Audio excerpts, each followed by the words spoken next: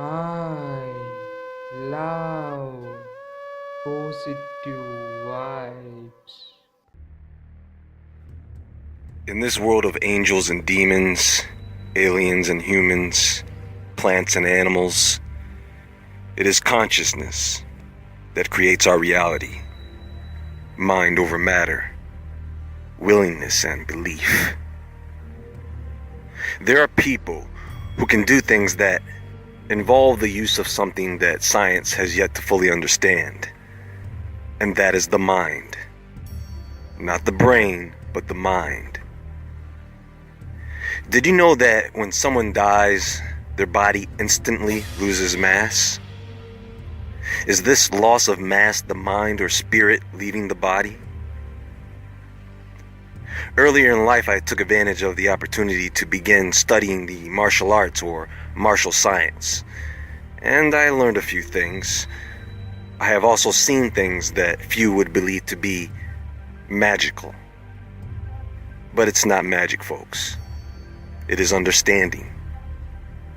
It is the understanding of how the mind affects matter. And not just inanimate objects, but people. Come a bit closer and listen carefully as we step deeper into the mechanics of the minds of men, to further uncover what makes us human, and to gain a better understanding of why our minds make the world go round. Everything you experience, everything that you see, everything that you hear, touch, smell, taste, is sensory input that the neurons or nerve cells in your body store and organize. At the same time, these neurons are making connections with other neurons that hold similar information, creating a neural pathway, transmitting signals between neurons. For example, if a person gets seriously injured, that pain will now be associated with the memory of that event.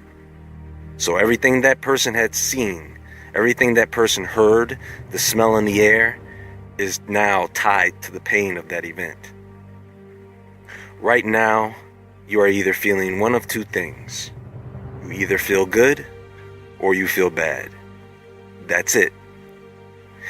The many terms we use to describe how we feel are just different levels of one of those two feelings. See, hate is not an emotion.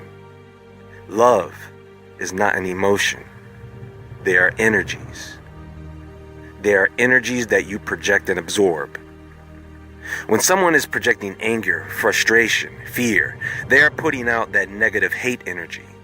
When someone is projecting joy or happiness, that of course is the love energy. I mean, does this make sense? So, what tends to occur is whatever a person is feeling, due to hormone secretion, that person can become addicted to the feeling on a cellular level, whether it be positive or negative. If someone has a bad experience that they then let fester in their mind, they can become addicted to that feeling, and so now due to their thoughts, they begin to experience one bad thing after the next, and they spiral downward. This leads to chronic pain, depression. Their body just begins to break down at this point. That negative energy is locked in. For how long is up to the individual. In the same category, right along with this type of person, we have what's called the energy vampire. Understand that the whole point to this is that your thoughts affect matter, and the first thing that they affect is you.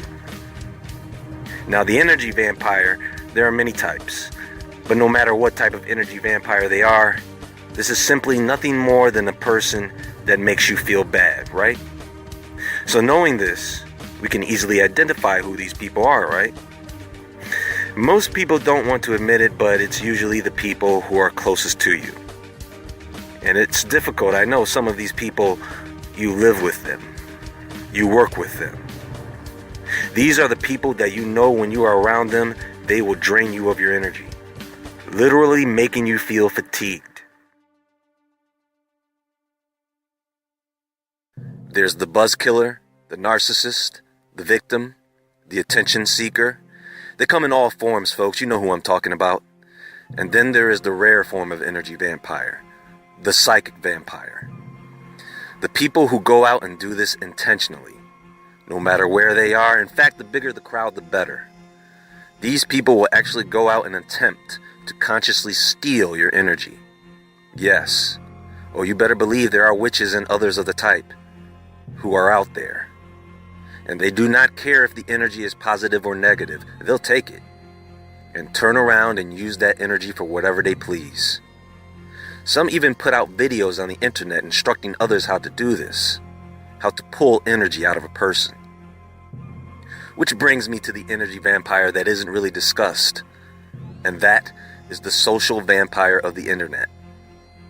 Some call them trolls, haters, bullies.